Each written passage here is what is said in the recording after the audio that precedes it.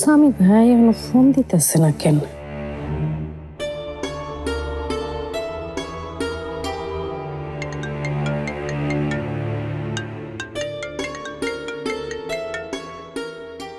Hello, কে বলছেন? Hello স্বামী ভাই, আমি বিলকিস বলতেছি। আপনি এখনো আমার নাম্বারটা সেভ করেন নাই না? আরে কতবার বলবো যে আমি কারো ভাইটাই না। তাছাড়া আমার সিম চেঞ্জ করতে হয় ঘন ঘন, এই জন্য আমি কারো নাম্বার সেভ করি না। আচ্ছা বুঝছি। স্বামী ভাই, আপনি তো আমার কিছুই জানাইলেন না, কাজ কতটুকু আগাইলো? আরে কি আজব তো, আমি কোনো প্রজেক্টের কাজ করছি যে আপনাকে প্রতি মুহূর্তে আমি আপডেট জানাবো? যাকে আমি এখন রাস্তায় আপনার কাজ করার জন্যই দাঁড়িয়ে আছি। রাস্তায়? কোন রাস্তায়? কি করেন আমার একটু খুইলা কর না।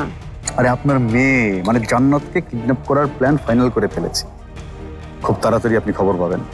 হায় হায়, কোন কি কিডন্যাপের প্ল্যান করে ফেলাইছেন? আরে আমরা আগে জানাইবেন না? আমার তো এয়ারপোর্ট যাইতে হইব। রাখেন রাখেন, আমি এখন এয়ারপোর্ট যাইতেছি। আরে না না, আপনার বের হতে হবে না, আপনি বাসায় থাকেন। আপনি এখন বের হতে গেলে আবার অন্য কেউ সন্দেহ করবে। আমি টাইম টু টাইম আপনাকে জানাবো।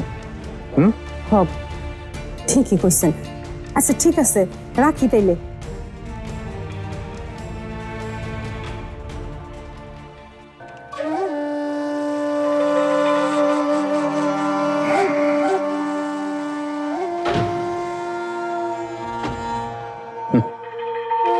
কিডন্যাপ না, তার চাইতেও খারাপ কিছু ঘটতে যাচ্ছে জান্নাতের কপালে।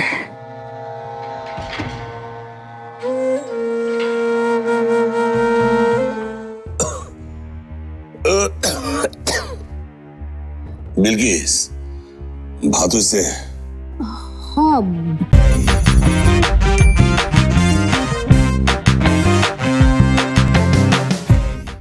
ভাত তো সে কখনই রাইন্দা রাখছি। তাহলে এক কাজ করো, আমার সেটটা ভাত দাও, খেয়াল হই। আমার শরীরটা এখনো ভালো লাগতেছে না। আচ্ছা ঠিক আছে, আমি তোমারে ভাত দিতেছি। রাখো তো, বাদ দাও, এখন খাবো না। জান্নাত আসুক, বাপ বেটি মিলে একসাথে খাবো। কেন যে পোলাপানের মতো এরকম জিদ করো? খায় নাও তো, আমার আবার কাজ আছে। রাইতের বেলা তোমার আবার কি কাজ? তেমন কিছু না, একটু স্বামীদের বাড়িতে যাইতে হইব। তুমি খাইবা কিনা কও? আরে বলছি তো, জান্নাত না আসলে আমি খাবো না। তাহলে সারা জীবন না খায়া থাকতে হইব। কেন সারা জীবন না খেয়ে থাকবো কেন? না মানে এমনি আর কি বলতেছিলাম, মানে জান্নাতের তো সময় জ্ঞান কিছু নাই, কখন না কখন বাসা আহে। এই জন্য কি তুমি সারা জীবন না খায়া থাকবা? দরকার হলে তাই থাকবো। যাও, তুমি তোমার কাজেই যাও।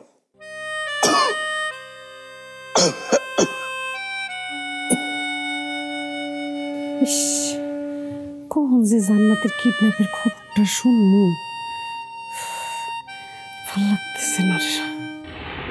মাশরাফি জুনিয়র টিভিতে প্রচারিত হওয়ার পূর্বেই সম্পূর্ণ নতুন এপিসোড দেখুন শুধুমাত্র দীপ্ত প্লেতে।